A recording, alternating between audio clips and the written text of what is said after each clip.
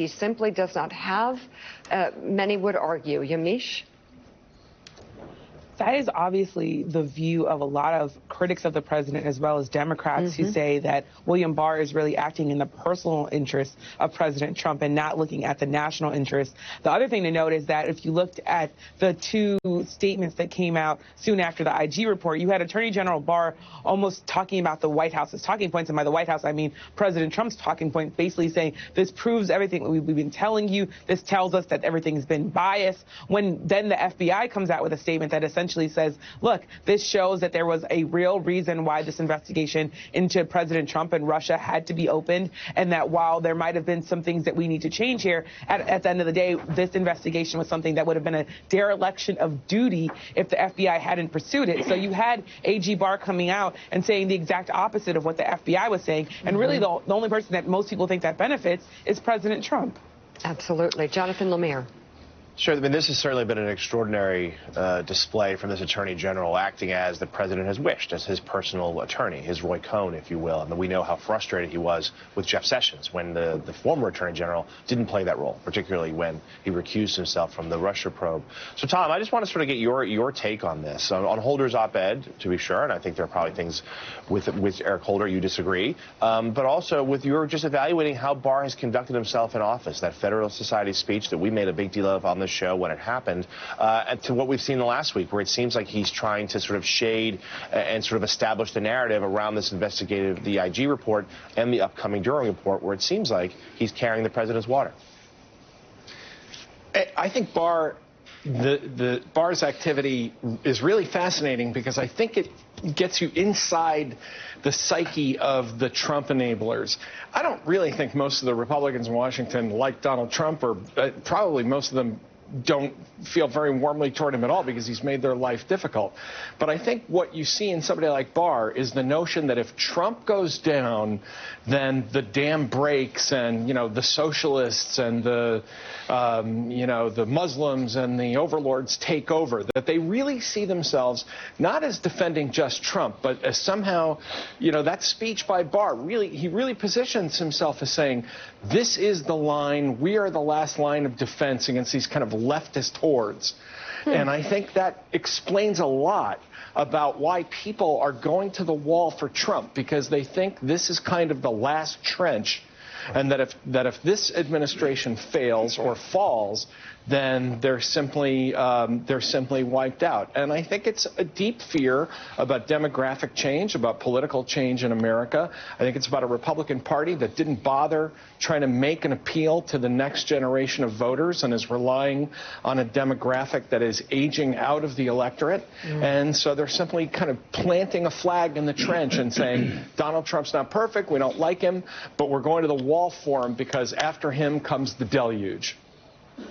Well, and Eddie, that actually does explain a lot of what's been going on over the past several years. The 2020, we may look back at 2020 as a last competitive election against the Republican and the Democratic Party. As Meacham says, a two-party duopoly that's run this nation for 150 years. Chances are very good by 2024 because of demographic changes. Texas goes blue.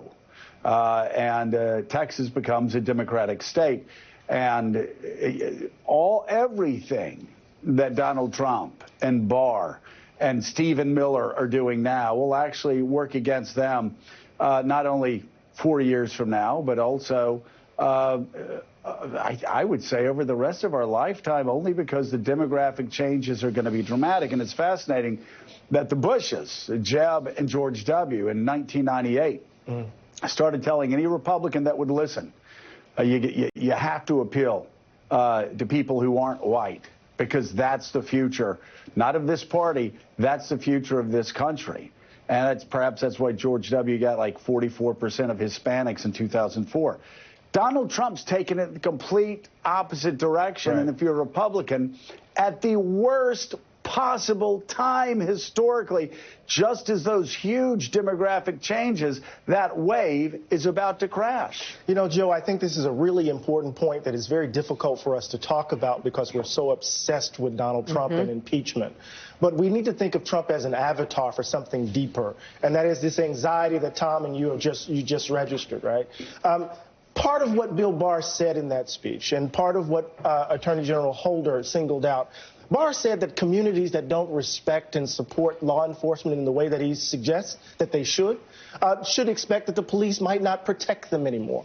And we knew exactly which communities he was talking about. Right. When Jim Jordan said they are afraid of us, we know who that us is. So there's a chilling effect when we hear of babies being caged on the border, when we see the cruelty up front, when we see a white nationalist in the office who has explicitly been outed as one, and he's still there.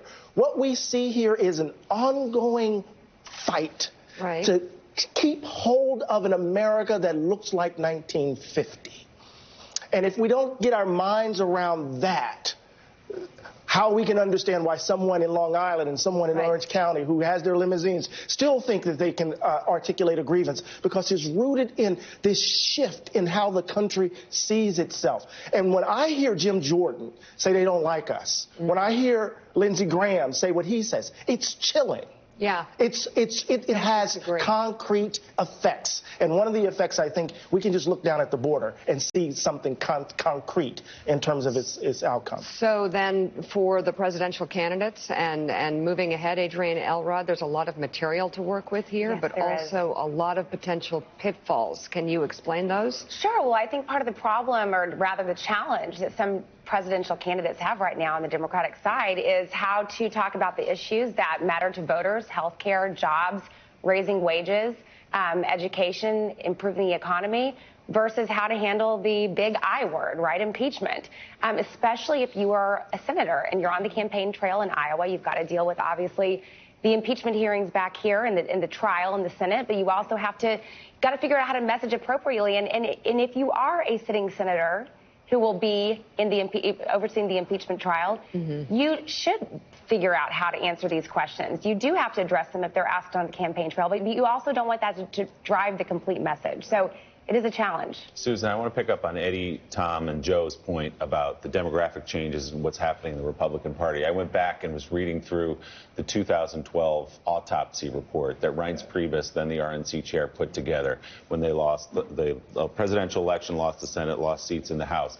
It is extraordinary how far that report is from where we are today. In the Republican Party, it was all about demographics are changing. We've got to pass comprehensive immigration reform. We've got to be open to black and brown people. We've got to be open to gay voters. We've got to stop talking to ourselves. They talk about epistemic closure in the report.